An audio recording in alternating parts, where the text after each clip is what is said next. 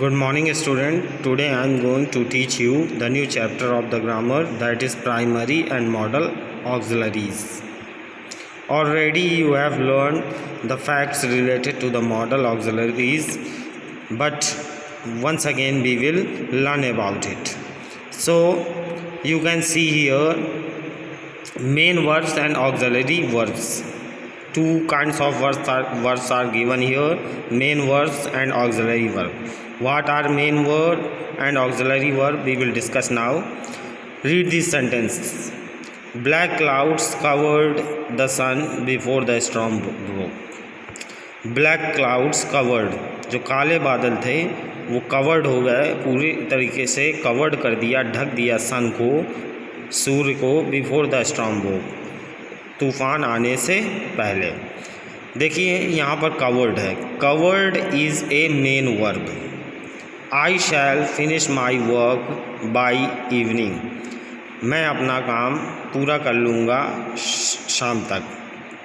तो यहाँ पर shall is given and shall is auxiliary verb, and you can say auxiliary verb as well as helping verb.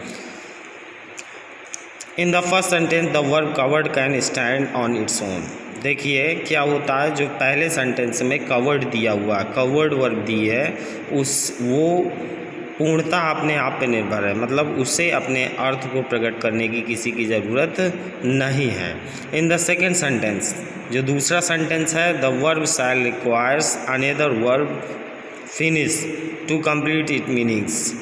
Covered is the main verb while shall is auxiliary verb. देखिए जो दूसरे sentence में verb दी है, the verb शैल की ज़रूरत है, किसको? Finish की, फिनिश को, फिनिश जो दिया हुआ है, फिनिश को शैल की ज़रूरत है।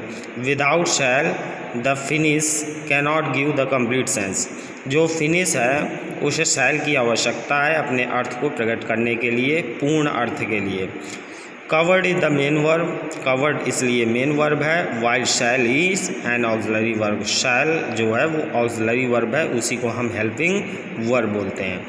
सो you have to remember that if any verb need a help of another verb, so that helping verb is known as auxiliary verb, and the verb which needed the help, that is known as main verb. So verbs can be categorized into main and auxiliary helping verb. तो हम क्या कर सकते हैं, verb को दो भागों में बांट सकते हैं, इंटू मेन वर्ब में और ऑक्सिलरी वर्ब में। तो देखिए यहाँ पर डेफिनेशन दी हुई हैं। The definitions are given here. Main verb are the those which can stand on their own in a sentence. You have to write this definition as well as you have to write one example. Here two examples are given. You have to note down this definition in your notebook and write one example. Just example is I flew a kite. Flew is a main verb, you have to underline that main verb. Neela threw the papers away. Threw is the main verb. Auxiliary or helping verb are those which are used with other verbs to complete the meaning of a sentence.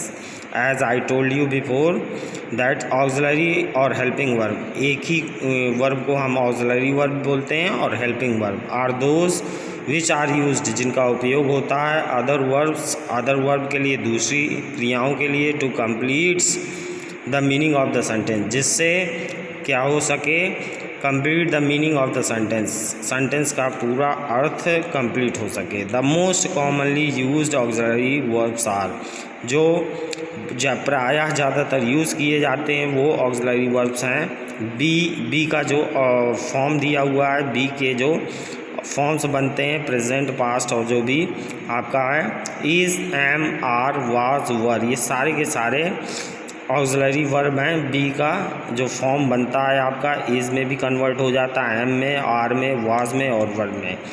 Do का बनता है and its form does और did. फिर have का बनता है, its form has, had.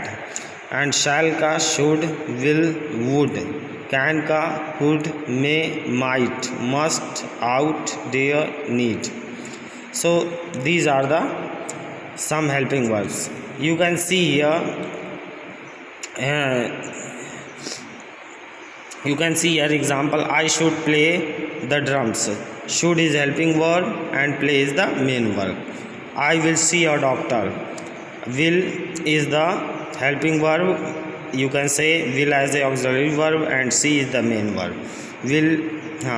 So after this there is exercise is given. You have to do the exercise by yourself. In the next turn I will continue the exercise. I will tell the right answer of the exercise. You have to underline the main verb. You have to find out the main verb and underline it and circle the helping verb in this sentence. So in the next class I will give you the right answer of this exercise. Till then, goodbye, take care all of you.